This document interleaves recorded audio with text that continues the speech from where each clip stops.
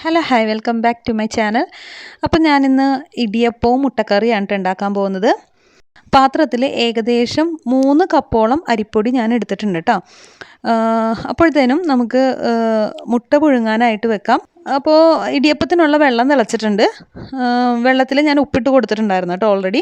അപ്പോൾ നമുക്ക് കുറച്ചായിട്ട് വെള്ളം ഒഴിച്ചു കൊടുത്ത് ഇതേപോലെ ഒന്ന് മിക്സ് ചെയ്തെടുക്കാം. അതിനുശേഷം കൈ കൊണ്ട് നല്ലപോലെ ഒന്ന് ചെറുതായിട്ടൊന്ന് പരത്തിയെടുക്കാം. പത്തിരിക്ക് പരത്തുന്ന പോലെ അത്രയ്ക്ക് ഡീപ്പായിട്ട് നമ്മൾ പരത്തണ്ട, ചെറുതായിട്ട് പരത്തിയാൽ മതി. ഇതേപോലെ ചെറിയ ഷേപ്പിലാക്കിയിട്ട് വെക്കാം കേട്ടോ. അപ്പോൾ അതാവുമ്പോൾ നമുക്ക് ആവശ്യാനുസരണം നമുക്കെടുത്ത് അച്ചിലേക്ക് ചേർത്ത് കൊടുക്കാം. ചൂട് പോയി കഴിഞ്ഞാൽ ഇടിയപ്പം പൊടി ഭയങ്കര ഡ്രൈ ആയി പോവും. അപ്പോൾ ഇതേപോലെ 4 തട്ടും ഞാൻ ഫില്ല് ചെയ്ത് കേട്ടോ. ഓൾറെഡി ഇഡ്ഡലി കുക്കറിൽ വെള്ളം ഒഴിച്ചൊന്ന് ആവി വരുത്തിയിട്ടുണ്ടായിരുന്നു കേട്ടോ. അതിന് ശേഷം തട്ട് ഇതിലേക്ക് ഇറക്കി വെച്ച് കൊടുക്കുകയാണ്. ഇനി നമുക്ക് മുട്ടക്കറി ഉണ്ടാക്കാം.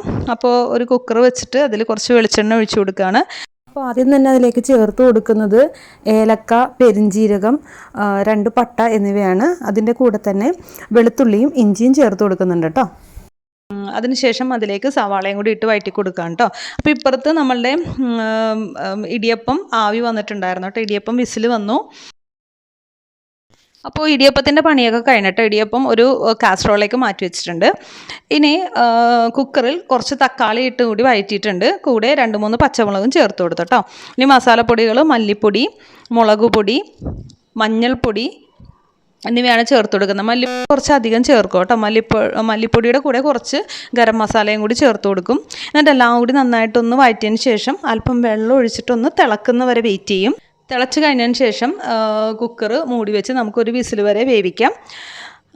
അപ്പോൾ നല്ലപോലെ ഒന്ന് തിളച്ച് കറിയൊക്കെ ഒന്ന് കുറുകി വന്നിട്ടുണ്ട് കേട്ടോ. അപ്പോൾ മുട്ട അതിലേക്ക് ചേർത്ത് കൊടുക്കാം. മുട്ട ഇതേപോലെ വരഞ്ഞിട്ടാണ് ഞാൻ ചേർത്ത് കൊടുക്കാറ്. അപ്പോൾ നമ്മളുടെ ഇടിയപ്പവും മുട്ടക്കറിയും ഇവിടെ റെഡി ആയിട്ടുണ്ട് കേട്ടോ. അപ്പോൾ thank you for watching. Please subscribe me. Thank you.